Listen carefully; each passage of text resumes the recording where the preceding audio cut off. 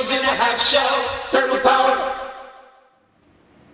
Dave Sim, that would be me, interviews Kevin Eastman in a multi-part series on the origins of Teenage Mutant Ninja Turtles number 8, 1986, the Cerebus crossover, the front cover of which recently auctioned for an eye-watering $78,000 at HA.com.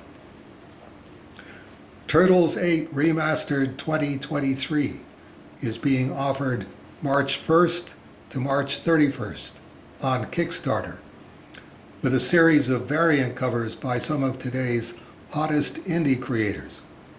Don't miss it. And don't miss Kevin's 12-piece Turtles art auction, including a page from Turtles number 8 with Cerebus on it, coming in the March 30th to April 2nd Heritage Signature Auction at HA.com. Also in the March 30th to April 2nd Heritage Signature Auction, my 3 Turtles number 8 variant covers. Now, let's talk to Kevin. Good evening. Good evening, Kevin. How are you, sir? I'm not sure. How are you? I'll get back to you on that as well. No, I'm kidding. I've actually had a very busy week, and that's good. Good. That keeps me out of trouble. But yeah, lots of work and lots of work. That's okay. Anyway, I wanted to just try and do a quick 10 or 15 minutes here on Of course. on Turtles 8, because my recollection of it, like on my side, was just that when I met you and Peter for the first time, excuse me, Yep. at Moondance Comics, and then we went back to the Northampton Hotel or the Hotel Northampton for drinks, and that's when you presented me with the outline. Yep, that's correct. How long? No, How long had you been working on the outline? most of my life, Dave. Most of my life. No, to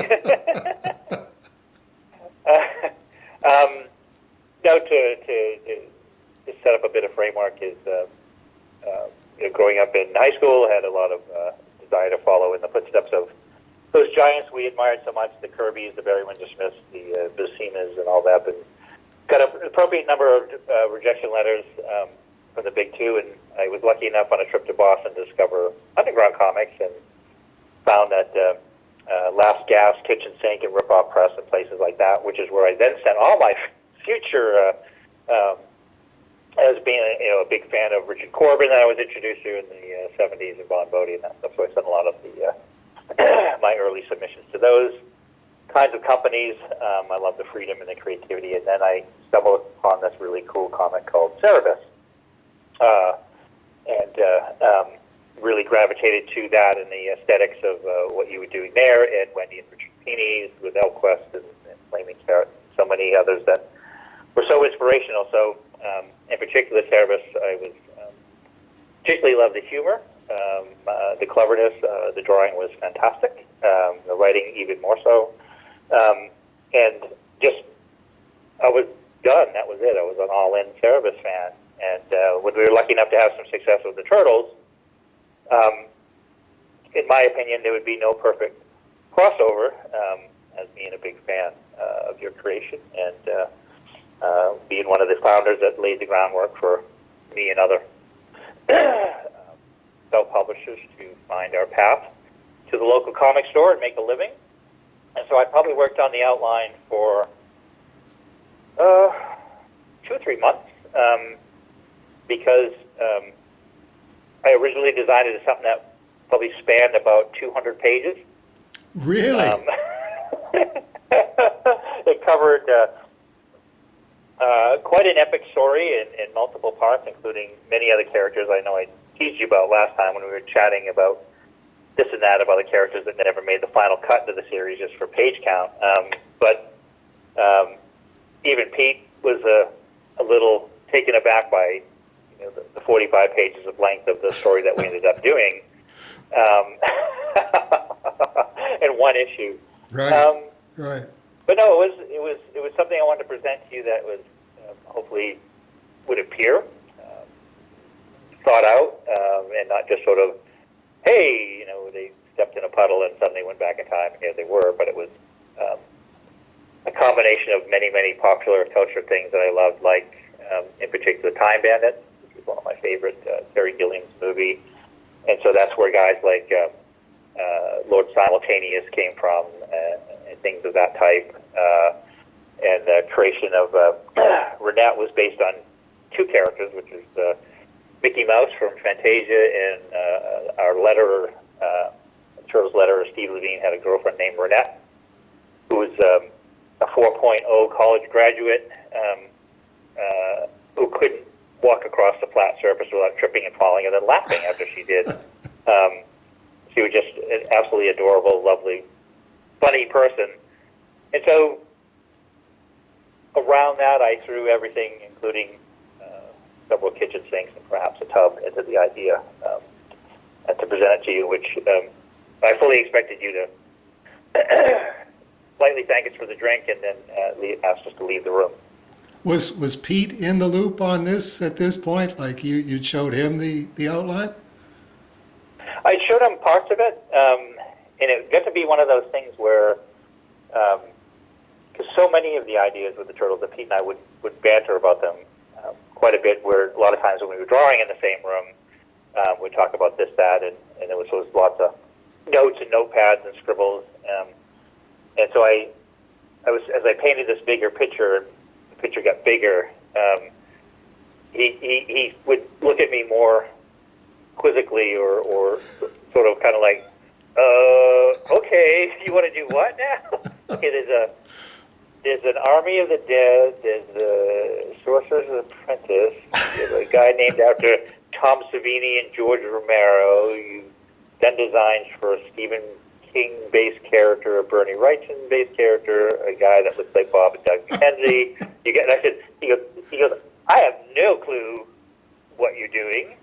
Right. So why don't you continue to chip away at it? When I got something into a more presentable form, then a lot of times it would be in the form of rough or basic layout, and then it would kind of go through and nuance it together, and then he'd help with the final script and point out the major plot holes that I usually had in the spelling that was and still is mostly atrocious. Right. Right. So yeah, but it was. Well, so, I'll interject at this point to say that on my side, you had me at hello. When you handed me the outline and said, here's an idea for a Cerebus Turtles crossover, I had tried several times with the Peonies to try and get them to do an ElfQuest Cerebus crossover, and there's crossover people and there's not crossover people, and they were definitely not crossover people.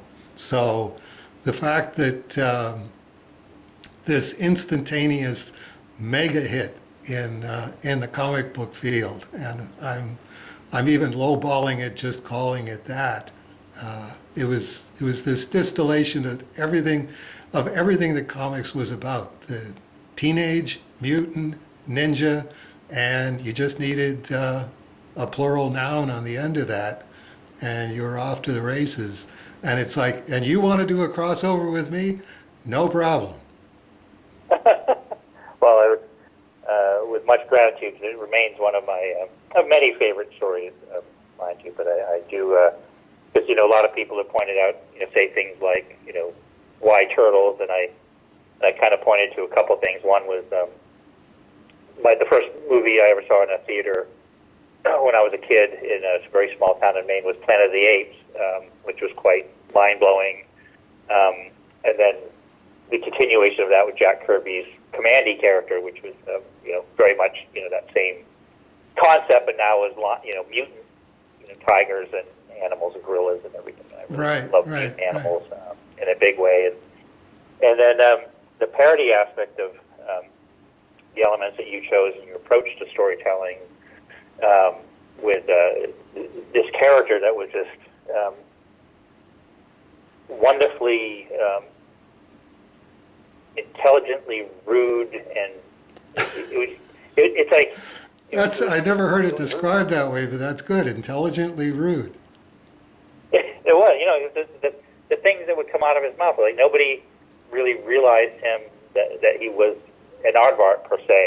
It was just he was this character, and he had a place in this universe, and he was a strong character that was very engaging, and you wanted to know more and learn more. And I feel like that sort of element, that when Peter and I started boiling down our favorite pieces to all the pop culture, mainly comic books that we grew up on, picking, and as with full acknowledgement that every artist is a thief, we stole from everybody. I believe, most heavily Frank Miller, I would say. In many ways, I don't think although he's very polite to me when I see him, and even to this day, I don't think he's ever forgiven me, but he's still very polite. But it was something that, and the fact that, here you and I are chatting nearly 40 years later for me, and you've been in the business even longer with your, tiny little 300-issue run. I still have all the collected. I actually still have all the original issues, and I have the Sword of Cerebus issues. So I love them all. But the fact that for us, that Peter and I got lucky enough, because there are many more people far more talented than we are, that didn't get the break that we got.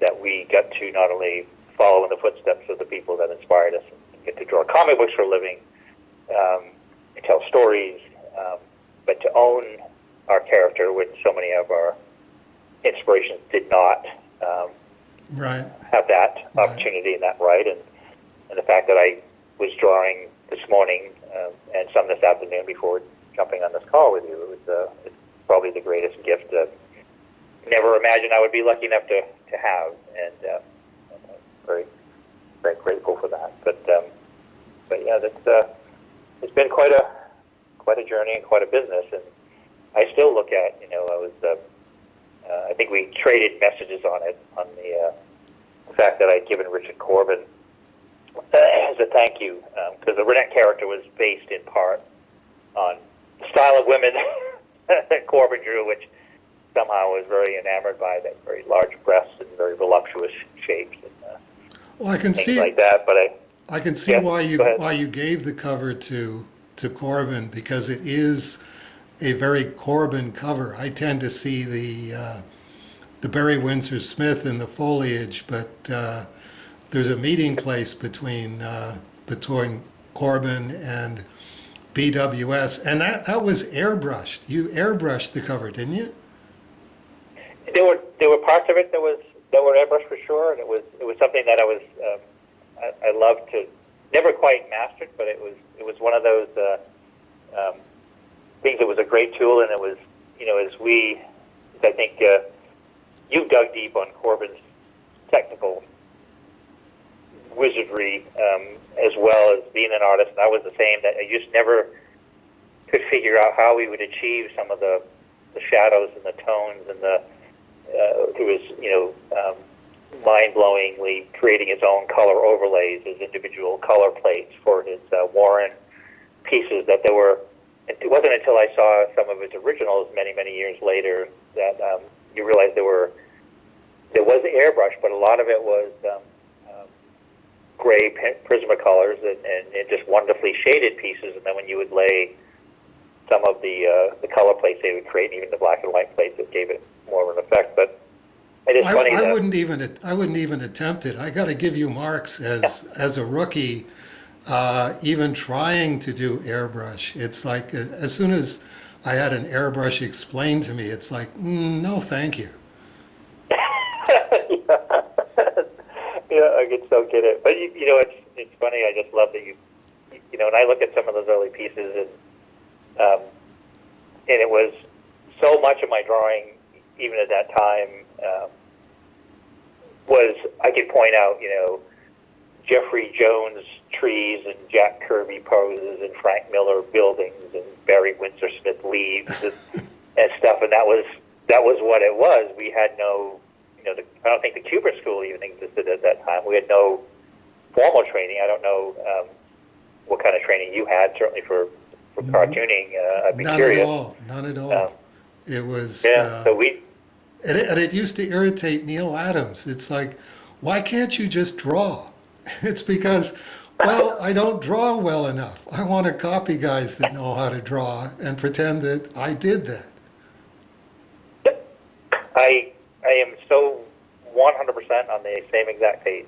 And I've had, you know, people come up to me, even to this day, and bless their cotton socks, you know, they'd come up and they'd be like, oh, I love the nuance of this, and I love how you crafted this, and how much thought did you go into that? And I would just basically say, dude, I had no fucking clue what I was doing, and half the stuff was copied because I was just sort of mimicking what I saw in comics and the things that I loved, and grabbing pieces of this and that. And at the end of the day, I still can't draw a character that looks the same, a human character especially, from panel to panel to panel. It's like, right. You couldn't tell it was the same person unless it was a really obnoxious hairstyle that you could not mistake that this, you know, it's hard. I just don't draw very well, and I love it. It doesn't mean I'm good at it, but I enjoy it for the most part. It's probably the explanation for the weird headdress on Rennet. It's like, as long as I get the headdress in each panel, you know it's the same character. Yeah. Well, you know, it is. That's why I did it. But it's funny. I'm laughing because the minute I showed the concept drawing to Pete, he's like, "What is wrong with you?" And I said, "What?" He goes, "Well, she's got these two big clocks on her head, and this thing in her head, and her whole outfit is covered with little pocket watches." He said, "You know how hard this is going to be to draw panel to panel?" And I'm like, "Well, yeah, I guess. But it looks cool." I'm like, oh God. He's like, "Fine, you draw all those clocks on there." I said, "That's." Really? Bring me something to hit you with. Exactly. And you know, no foam padding, just a straight up iron bar. Oh, okay, we're at the 16 minutes, and I wasn't going to bother you any longer than that. So we'll set up another time and pick up right where we left off. Anytime, I'd love to continue the conversation because we, you know, certainly just to get into some of the other characters and some of the other, you know, stuff that I wanted to do and what we were doing on the story. But happy to chat with you and add some more fun dialogue and banter to your upcoming Kickstarter. And you just let me know, and we'll look forward to that. Okay. So it was Bob and Doug McKenzie, Stephen King, Bernie Wrightson. I think I'm forgetting another Canadian icon that you put in there. Paul Schaefer with David right. Letterman. David Letterman's from Indiana, but I had to have a Paul Schaefer in there. But it's, yep. Okay, no wonder Pete was looking at you funny. Yeah, he did that a lot, but he was still, you know, he'd look at me with a smile on his face and be like, "What is wrong with you?" But yeah, and you know what I promised you, and I will have to, and I have them. I just haven't got to that section of my archives, but I've got photocopies that I wanted to get to you just for your own personal archives of some of these characters that are all drawn. I have sketches on all of them, but I've got all the original pencils I did before you inked on them, and then I made another set of copies after you had finished your inks and filled in your word balloons, and then there's a final set with all the final work in place. So it's a pretty fun journey to look at those and piece all those pieces together. So I'll definitely make a copy of those as some scans and get them to you at some point to Okay, we'll go down memory lane. We'll maybe follow up the remastered Turtles 8 with the making of the remastered Turtles 8. I'm in. All right. We'll talk to you soon, Kevin. Pleasure, Dave. You have a good night. You too. Bye-bye.